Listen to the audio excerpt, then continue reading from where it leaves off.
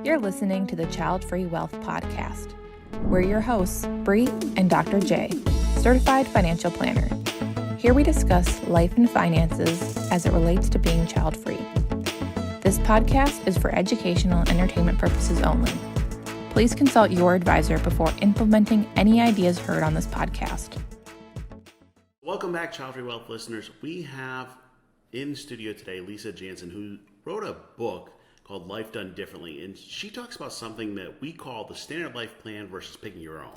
Now, she doesn't use those words, but that's effectively where it goes, of this nomad life and kind of how do I pick my own path? How do I pick being child-free by choice, by not, whatever it may be. We'll dig in, get to know Lisa, get to know her book. Morning, afternoon, Lisa, I don't know. You're in New Zealand, so you're like in a weird different time zone. So how are you? Hi, Jay. I'm good. Thanks so much for having me. And yeah, morning here, so it's 8 a.m. my time right now. I'm on the other side of the world. Yeah, I think you're on a different day. It's like 3 o'clock here in the afternoon. That weird thing where you guys are kind of ahead, but yesterday, that's how we always work it out with the US. Yeah. No clue, but at least my calendar figures it out. So tell us about you and kind of who you are and why you wrote a book. Yeah, sure. I'll try to give you the short story and then people can read the book for the long story. I think my story is sort of one that might resonate to a lot of child-free people. And it kind of starts when, I was 33. A lot of all my friends were getting married and having kids and doing that sort of fairly traditional life, and nothing wrong with it. It was awesome to see, them all on that path and so happy. But it really, for me, sort of triggered the, okay, what am I doing with my life question? And at the time, I wasn't really sort of confirmed child-free yet. To be honest, I had never really thought about it that much. One of those things that always seemed so far in the future. And it was always how I'd, deal with it one day. But then, being in that situation where you just look around and everyone is doing that and having kids kind of forced me to think about it. And it's okay, is that something I want to do? And I couldn't answer that question. I was sort of leaning towards no, but I wasn't a definite no. And so I started to ask myself, okay, what else is there? What do you do with your life if you're not going to commit to family and raising kids? And obviously, work is sort of, common alternative. A lot of people then really commit to a career. And while I was enjoying my work, I sort of wasn't really sure that that's what I want to do for the next 30, 40 years and make that sort of my one top priority. And I couldn't really see a sort of lot of role models or other alternatives. And so I kind of, a little bit of a spur of a moment decision, I decided to find out. And what I decided to do is I bought a campervan, I quit the job that I had at the time, and I decided I'm going to go and travel around New Zealand. So I was already living in New Zealand at the time. I'm going to spend a summer traveling around New Zealand, and I'm going to figure out who I am when I'm not working, 50 hours a week. I'm going to figure out, what I actually want to spend my time on and how I want to live my life. That summer, living and traveling in my camper van then turned into 4.5 years living and traveling in my camper van, because I just, loved it so much and loved the freedom. And along the way, it was just awesome, met some really amazing people who taught me a lot of really valuable lessons, learned a lot about myself and just my, values and priorities. And one of the things that sort of ties in quite well with what you're doing is sort of balancing that, want for freedom and adventure with a desire for financial security and stability, and how to make that work long term. And yeah, just had this really amazing journey of, exploring New Zealand, which is a beautiful country. If anyone who's never been here knows it's a really amazing place to travel, and exploring myself and life if you don't want to follow that traditional path. Yeah, that's basically the story that my book tells in a lot more depth. That's fair. I don't know if you know or all or have any thoughts. How is it different? Talking about this standard life plan that says you go to school, you get married, you have kids, 25 years, retire, blah, blah, blah. Do you think there's much, difference in the U.S. versus New Zealand? I mean, they call it the American dream, I gotta get married, 2.5 kids, a white picket fence, but I'm like, maybe it's not an American thing. I don't know. What do you think? Yeah, look, I think it's a bit of a Western world thing, or maybe it's not even just limited to the Western world. But so I grew up in Germany, moved to New Zealand when I was 22. So I've been living in New Zealand for coming up 17 years now. And obviously kind of know America, movies and media. And honestly, what I see across all three of those countries is not that different. And my sister lives in the UK, and what she's saying is quite similar too. So I think it's quite maybe even a global dream, or at least a Western world dream and ideal. And it's certainly, what is portrayed in the media as the way to go and the path. And I think, this day and age, we all consume the same media. It's also connected. We all watch the same movies and TV shows, and maybe some slight differences, but yeah, on the whole, we all kind of, bombarded with the same messages, and so many of them are around the success in life is to be married, have 2.5 kids, a golden retriever, and that successful career and good income, right? So I think that's very similar across all countries, yeah. So you just laid out all the standard, including the golden retriever. Do you have any of those? Like, are we doing like the dog at least, or are we all single, kids, no kids, house, or what are we doing? So I'd love to have the golden retriever, but unfortunately my lifestyle is still, even though I'm not currently living in a campervan anymore, my lifestyle is still very nomadic. And I'm moving around a lot, so I can't really commit to getting a dog right now. I'm doing a lot of house and pet sitting for other people, so that's how I get my dose of pet. But no, so the plan is very much, like, I'm very rarely someone who says I'm definite sure, but I would say at this point I'm sort of 99.9% sure that there won't be any kids in my future. I'm also at that age now where that the time is pretty much up pretty soon. So I'm pretty, no on the kids. Marriage for me is one of those things where I could see myself do it, but I'm definitely not the kind of person who, has that as one of her major life goals or major steps. I'm one of those people who's, very happy and very good on her own. I don't need a lot of external stimulation in that regard. So, yes, I don't know if I ever tick that box off. I do still care about my career, so that's definitely something, even though it's not my top priority. I do have career ambition, so maybe that's one box that I would tick that is kind of more in the norm, but then the way I work is quite different. The book's called Life Done Differently for a reason, Jay. That's fair, and let's be real. Within the child-free population, you're very much in the norm. The numbers I use, at least in the U.S., about 20% of the U.S. are child-free by choice, another 5% are childless not by choice. And if the U.S. Census found in adults over 55 that were childless, that's the term they used, 32.1% were never married. So we call them soloists. No kids, no spouse, and just kind of living their best life as a soloist. And it's interesting because if you choose the soloist life, you've gone against almost everything on the planet.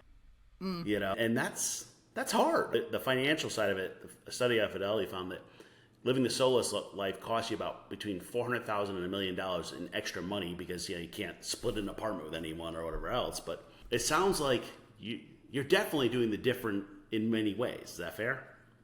Yeah, definitely. And look, that term soloist really resonates with me. I actually, interestingly enough, only discovered it a couple of months ago, but it's just one of those terms that really resonated strongly with me right away. Unlike, single, which sort of always seems to imply that you're looking for that partner, and it's like this negative sort of, whereas soloist seems to be a lot more like positive, feels more positive to me. So yeah, but look, I definitely agree with what you say about needing to really, look out for myself and get really good plans in place. To be fair though, I think I'm the kind of person who would do that anyway. I'm not someone who would like easily just depend or rely on someone else. So I think even if I, would get married, I'd still be someone who'd want to know that I, have my own plans in place and have secured my own future, because you never know what happens in a partnership these days.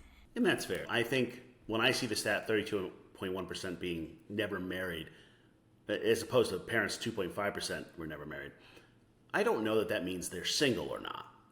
That's the different question. Whatever the structure is that works for them. In the U.S., it seems like people get married because of health care more than anything else, just so they get benefits, but probably not the same. So, all right, you run through the book and different stories and some of your friends' responses and family. Anybody surprise you as you were going through this journey?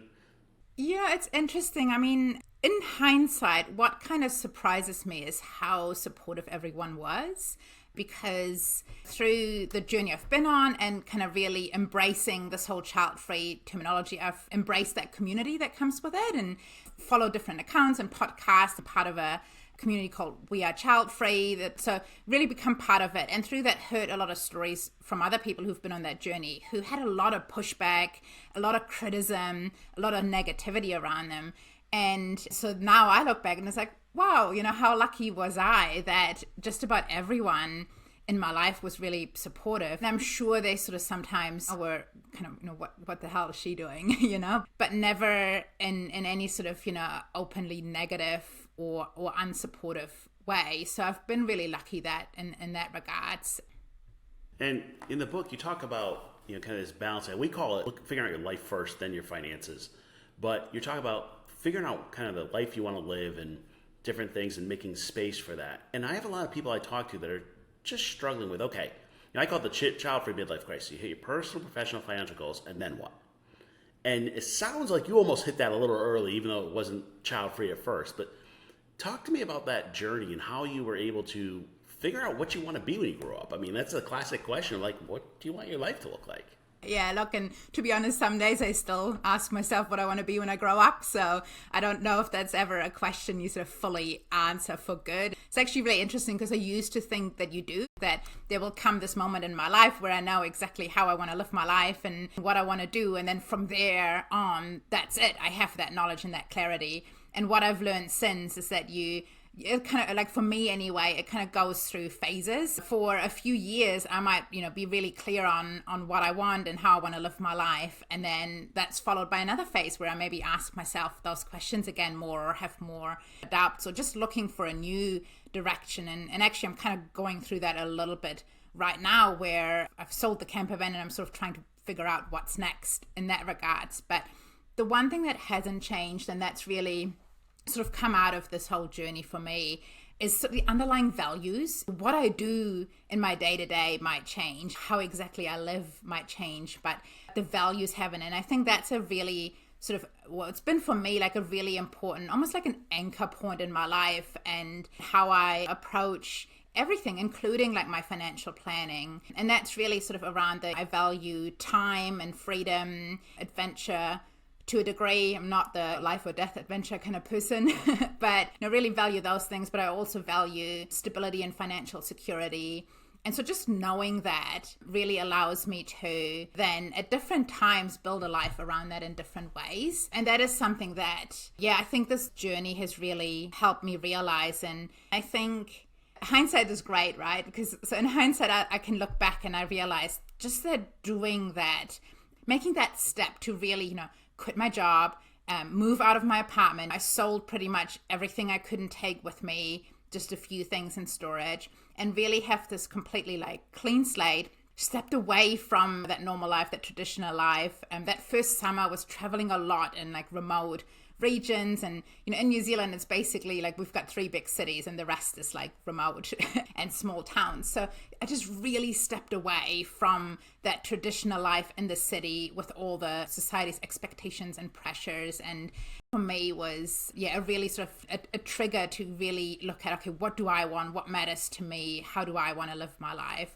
without constantly being bombarded with these messages around what I should want and what everyone else is doing. So that's worked really well for me. All right, let's dive a little deeper. So you said values and what matters to you. What are the 3 things that matter most to you? Time and freedom. So I group those together. Security, especially sort of that financial security, like knowing I can pay my bill next month, the month after. And what I call adventure, which isn't sort of the adventure sport thing, but sort of the, change in my life, new things, exploring new places, being out in nature, that part. So those are what I would say my top 3, yeah. That's fair. I mean, the research I've done and the way we say it is living a life of child-free wealth means you have time, money, and freedom to do what you enjoy, which is effectively what you just said in a slightly different word. If you haven't read it yet, we actually have a podcast on the book Die With Zero. That's got to be on your reading list. It actually but he talks about it as time, money, and health, which is an interesting combo. It's same concepts, but I think the reality check is being child-free doesn't make you rich, but it does give you more time, money, and freedom, whatever that may be. Yeah. And it gives you, at least in my case, like it gives me more options and more flexibility, or at least it's what it feels like. A lot of the stuff I do, you could do with kids, like no doubt about it. I know lots of people who travel around like this as a family, but knowing me, knowing who I am, I feel like that, I couldn't enjoy that with the extra pressure of having to look after kids. It gives me those options to do different things in my life. This may be related, but kind of what's the top 2-3 reasons why you chose to be child-free then? Are they the same, different? I mean, how's that spin? Yeah, it's definitely related. So kind of what it came down to in the end, the way I feel about it is I don't actually feel like I made a choice against children. I made a choice for a certain way of life. And so that is that way of life around having this flexibility and freedom and time. And I can't see myself have that while also having children. I like children. I love my friends' kids. I love, hanging out with them for a little bit. I just can't see how I could have the life that I want most while also having children. So that was kind of the decision in the end. So at least in the US, and it may be different there, people would then respond and go, yeah, well, that's selfish.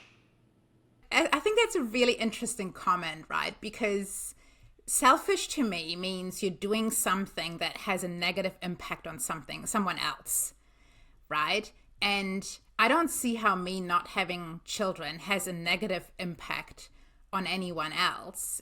And I would also say that someone else who really wants to have children and has children, so they're doing with their life what they want to do, and I'm over here, I don't want to have children, and so I'm doing with my life what I want to do. Like, how am I more selfish than they are? We're both just doing exactly what we want to do with our lives, right? And especially given, if you look at it at global big scale, the world doesn't need more kids. So it's not like, we have to bring more humans into the world to ensure the survival of the human race, right? That you can't really argue that. So that's how I look at that. I don't think I'm any more selfish than someone who wants to have children, who has children. Yeah, I'm with you. We did a whole podcast on are we selfish or not? And my answer was, I don't care. Call me selfish if you want. Like, seriously. That's just a reflection on them more than a reflection on us. I would agree. I argue being child-free is not a better or worse way of life. It's just different. It's better for some people and for others not, and that's okay. I think what you outlined, though, is you made a choice for you, which some people go, well, that's selfish. I'm like, no, that's someone who knows what they want with their life. Exactly. Okay, but let's be real on this. So you were, mid-30s on this when you started this travel? 33, yeah. 33. I think we call that early 30s when you're a woman anyway. Well, you started at 33, but the travel was more than just, Yeah. Yeah. I'm 45 now, I'm feeling old, so it's okay. But there's a lot of people in their mid-30s that don't even have a clue what they want to do with their life. What's your advice to those people going, hey, I gotten to where I've gotten, it's been fine, but I want to find myself. Does everybody have to get in a van and travel the world? Or, what's your advice to somebody, 33, we won't say mid-30s, setting out to find themselves? Yeah, look, good question. Like, does everyone need to move into a van? No, absolutely not. But I do think there's something about stepping outside of your comfort zone and stepping away from what you're used to. At least, look, I think, first of all, the question you got to ask yourself is, are you happy with where you're at? Because if you are, I sometimes feel like there's a lot of pressure these days, especially around child-free people, that, if you're not having kids, you need to do something other amazing or different or special with your life. And I think that's bullshit. I think you can just live your life however you want. And if you're really happy, like living your life and having your job, having your friends and your hobbies and your activities, then do that. Don't feel like you need to change anything just because you're child free. Someone tells you need to do more with your life. But if you're like me and you're maybe not really happy with that, or at least sort of wondering what else there is, and you sort of feel a bit restless, then I do think there is something about, stepping out of the life you have. It doesn't need to be, living and traveling in a van for 4.5 years. Like, you could just take a long weekend and do something you usually wouldn't do. Like, maybe go, to a really remote place in the wild, or a big city if you're usually a remote in the wild kind of person. But I think there's really something about stepping out of what you know into something else and getting to know yourself in a different environment. I think that can start with, small steps, and then, you build from there. And one thing I often tell myself is patience, and just kind of one step at a time and figuring out, because I am a bit of an all or nothing, I want it all, I want it now kind of person. So I remind myself, it's like, you don't actually have to have it all sorted out right now. It's just one step at a time. Like, try something. If you enjoy it, keep doing it. If not, try something else, and just sort of approach it kind of step by step like that. Yeah, and I recommend for a lot of people, if you can afford it, taking a sabatical, a 6-month find yourself. And the method I use, it doesn't include a van, I apologize, is you spend 2 months watching Netflix And I'm not kidding, like literally doing mindless stuff. I don't care what it is, mindless for 2 months, because you've been working forever and you just never stop to ask the question. Then 2 months you kind of go, okay, and what do I want to be when I grow up? And it has nothing to do with age. It's just like, what do I want my future to look like? And then the next 2 months are like trying things. Kind of like, does this fit? Does it not? And it sounds like kind of you did the 4-year sabbatical. You were still working at the same time, but you just happen to do it in much more beautiful lands than where we are in the cities or whatever. Yeah, but look, it started out as a 6-month sabbatical. Like the plan was to do it for a summer, and then basically what happened is that I realized first of all I loved it, and I just loved the lifestyle, and I loved who I was as a person in that context. But then very importantly, what happened is that I realized I can do my work remotely, and I was able to find work, digital nomad. And if that hadn't happened, then I would have been forced to come back into a more stable environment. I think that's kind of just got lucky in that regards. That's fair. I mean, I'm hoping to one day be a digital nomad, but I'm hoping to do it on a boat instead of a van. It's the same type of thing. I just want the water, Yeah, I've heard you talk about that on the show, and my dad's a big sailor, so I grew up sailing. I love sailing too. So every now and then I think about, maybe I'll get a boat one day and I go sailing. I the waters for me, but that's just, the balancing act. So, all right, so let me ask you, there's a couple more questions, the standard questions. We just got to go through them. And you mentioned this in your book, but what about the regret question? Are you going to regret it in the future? I mean, you got to ask it because everyone seems to want to. Absolutely. And I did actually think about this. There's a whole chapter on it in the book because it was sort of on my mind for a while, and not just regret around being child-free, but also even though I was able to work remotely, I was definitely sacrificing, for lack of a better term, career progression. If I had stayed so I was living in Auckland, which is New Zealand's biggest city before, and I was very much on track to very successful in the traditional sense career. I was, head of marketing at a software company, and if I had stayed on that path, I would be earning really good money by now, and I'd probably, be in a really high up position. And so making the decisions I made was, yes, the kids question, would I regret that? But also, would I regret stepping away from that career progression and those opportunities? And I sort of did, ponder that for a while. And actually, it was a fellow traveler I met, someone a bit older. So here in New Zealand, I think it's actually similar in the States as well. A lot of older people travel in their RVs. So I met a lot of people, twice my age that I probably wouldn't have met in normal life. And I learned a lot of really great things from them. Just as I was sort of pondering the whole regret question, I met one, and she was had a really colorful life, had been married and had kids and all that stuff. We kind of ended up talking about regrets, and what she kind of said to me, and it always sort of sticks with me, is that regrets is kind of pointless because you make your decisions in life and then you just have to make the most of it, because the reality is, like, no matter what happens, you never know what would have happened if you'd gone the other way. You might end up in a situation where you feel maybe some level of regret for not having kids, but you just don't know what would have happened if you had had kids. You might have regretted that choice even more, right? So I think that was really impactful to me and just changed the way I think about regrets. Things happen in life, and I think the best you can do is just make the best decision at the time and then make the most out of whatever that leads to, and don't get caught up on regretting things you can't change anymore anyway. I'm with you. I mean, I talk a lot about, you got to look through the windshield, not the rearview mirror. It's just, it's hard though. But we get that question. And the other question, and I think it ties into this debate you were saying about, well, if you're child free, do you have to have a big career or something else? Is legacy or impact. So I was having a discussion with somebody the other day, and it was a financial guy, and he says, well, child-free people don't have a legacy. I'm like, hold on. We don't have a genetic legacy. We have other impact, other ways. And sometimes I think that's why people push themselves in careers and other things, or, whatever their legacy may be. But what about you? What's the legacy or impact you want to make on the world? Or do you not? Do you just like, hey, I just want to live my best life? A really good question. To be honest, I haven't thought about that much up until now. I felt lately that it's sort of a question that kind of pops up a bit more in my thoughts, and especially sort of as I think about what I want to do next in life. And to be fair, it's not so much legacy. I'm more sort of thinking about the impact I'm having while I'm alive. To be honest, I'm not too worried about legacy in terms of what do I leave the world with. I'm a writer, so I'm kind of hoping that that my writing and my books survive me, and maybe I still read after I'm gone, but they're not. Like, yeah, it's honestly not a topic I'm too worried about, but I am thinking more about now, what's the impact I'm having while I'm still here? Like, how can I impact the world and people in a positive way while I'm still breathing? Yeah, and by the way, I don't think you have to make an impact. It's just, that's the classic question of kind of like purpose in life, or whatever you want to look at it. And with authors, it's always kind of, what message are you trying to give, or what are you trying to say, or where are you trying to... So, all right, boil it down. Who's the book for, and what message are you trying to give them? What impact are you trying to make on their lives? Who's the book for? Honestly, I think actually a wide range of people.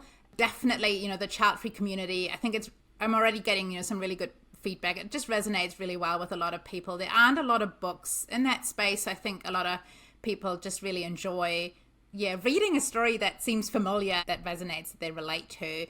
Also, people who are maybe unsure still about the question, just, maybe following my journey and my thought process through that decision will help, one way or the other. But I think beyond that, it's the underlying message in the book, right? For me, it's really about living with, it doesn't matter what you do with your life, but do it with intent. Like, don't just follow blindly. Don't just, go with the flow your whole life. I mean, there's times where you just go with the flow and that's right at that time. But on the whole, I think it's about, living with intent, making decisions on purpose, or making decisions rather than just being sort of bounced around by whatever decisions others are making for you. So I think it's really a book for anyone who just, anyone who enjoys sort of a story of adventure and travel and exploration, and everyone who is maybe sort of challenging some of the traditional norms and society's expectations, not just around being child-free, but also around the meaning of success, how we spend our time, our values, our priorities as people and as a society. And I think that's fair. I mean, there's definitely the obvious, hey, for the nomads, it's a great book. Just, of course. But then it's more, to me, I talk a lot about the soloists, and there's not enough out there about what happens if you live in that soloist life, just for a period of time or whatever it is for you, and the choices you make and how you live your life, and good, bad, and ugly that comes with it. And that's what you're laying out in the book. I think the challenge for the soloists is you're going against just about every norm. Like, you picked them all. I'm not going to follow any of them. Like, I talk about buying a house being a choice for child-free people, but that's weird. And you're saying, hey, I'm just going to throw away all the norms and do my own thing, and all the more power to you. I mean, that's it. With my clients, I spend a lot of time talking about figure out the life you want to live, then your finances, and that seems to be where you're at. So where do they find the book? Where do they find you? So the book, just about anywhere you buy your books, Amazon, Barnes & Nobles, Kobo, Apple Books, just everywhere. Where do you find me? I'm on Facebook and Instagram at Life Done Differently NZ, so NZ for New Zealand at the end, and my website is lifedonedifferently.com. Well, thanks for having me. Thanks for sharing your story. I have a feeling there's going to be a follow-up book. I don't know. Maybe it's the sailing book or whatever else that comes with it. But I look forward to having it. Awesome. Thanks so much for having me, Jay. Really enjoyed having a chat. That's all for this week's episode of Childfree Wealth Podcast. Be sure to follow Childfree Wealth on social media, email us at podcast@childfreewealth.com, or visit our website, www.childfreewealth.com.